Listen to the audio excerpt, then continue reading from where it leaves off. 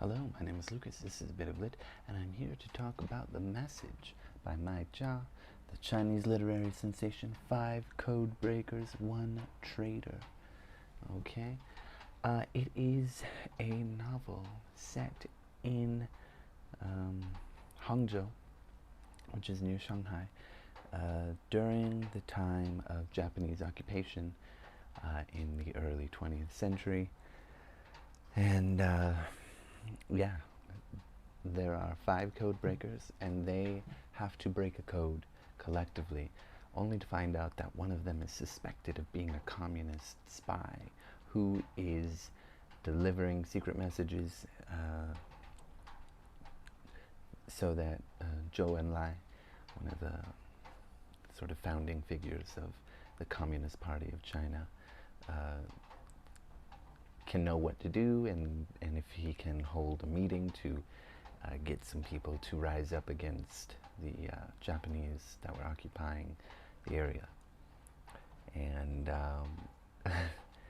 you know, it is rife with history. There's a whole chronology in the back that explains the tensions and the history briefly between China and Japan.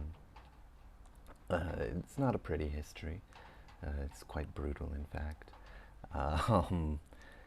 And yeah, I mean, it goes on to discuss the civil war that was going on between the nationalists and the communists,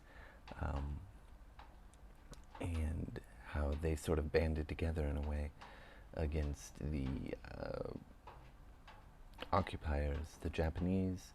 And in this novel, it's sort of split up in some very strange ways. It's written in some weird ways I don't know if I really like, but I was hooked. It's quite lengthy. It was about 425 pages or so. Not too long, but I found myself I read it in basically 2 days, 2.5 days, and yeah, I was hooked.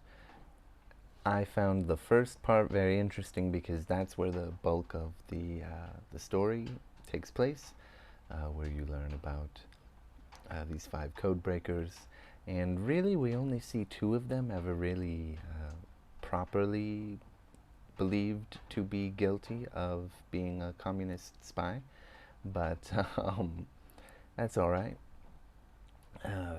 To try and break these people, to make sure that they will give in and cave and spill the beans that yes, I am in fact the spy, or I know a lot of information about the communists, please don't hurt me, this kind of thing. Well, there's a lot of psychological torture and physical torture of these characters, of course.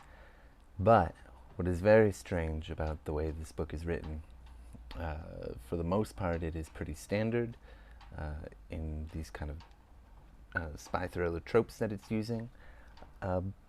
But there is this sort of non-fiction element. I don't know if it's real. I mean, it's. I know, some of the names and characters and events are sort of real things that happened, but I don't know about the non-fiction thing or if it's some sort of framing device. But there's a lot of chapters that are the narrator is the author. It does seem that they are true. The narrator is the author describing, this is when the story took place, this is where it happened.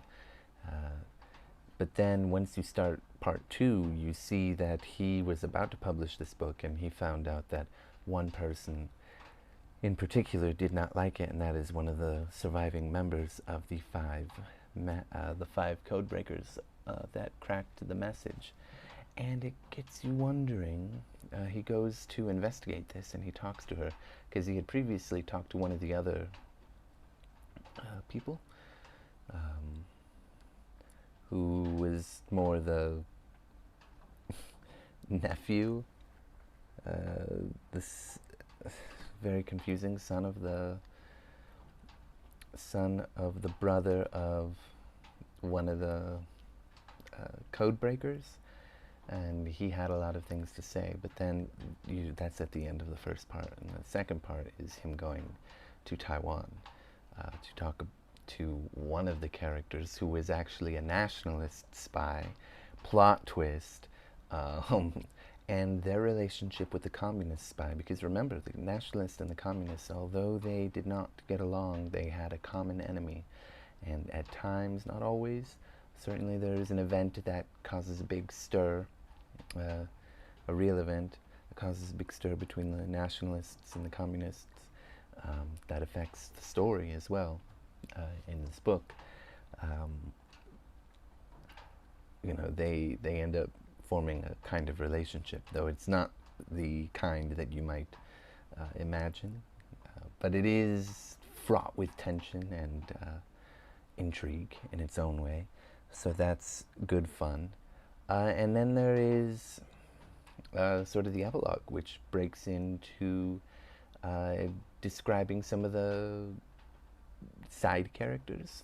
Some of them are quite important to the context of everything that's happening in the story, particularly Tiger and Warrior. I will let you figure out who those people are when you read this book, if you read this book. And then it goes into the Japanese military leader, Hihara, and I think that's right, and who he was and his life and how he ended up blackened and disembodied, and same thing with his family, not disembodied but blackened, and all throughout the second part and the third part especially, keep moving in a way to get the book out. All throughout these parts, we see the narrator, the author, telling us about his research into this. And it's quite strange to read that, for me at least, for something that is meant to be a fictionalized account. Just makes me wonder why not. Is that also somewhat fictionalized? Or why is it there? I don't know. But yeah, I thought it was good fun. It doesn't have the best of reviews, largely for some of the things that I've said about how the narrator jumps in and out and the way the story changes. But I really like how the different perspectives show more to the story. I think that's really cool. And that's that. I recommend it if you want to read a historical fiction or historical fictionalized non-fiction. I don't know what to call it. If you want to read a Chinese spy thriller, that is your way to go. World War II era, but in China. Well, a little bit before the World War, I guess, but no, it was 1941, so right in the thick of things. Certainly Japan is going to war with China. Anyway, it's a good book, I think, and I think that it deserves more credit than the English-speaking world is giving it, personally, but it is a bit off-putting. If you can't get used to it, then maybe it's not for you, but I liked it, so, and I was hooked and I read it really fast. I haven't read a book that fast in months, almost a year now. Okay, my next book will be The Civil Servant's Notebook by Wang Xiaofeng, which is, I'm already a third of the way through, and it is just fantastic.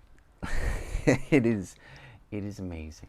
One of the chapters is from the perspective of a pen, and another chapter is from the perspective of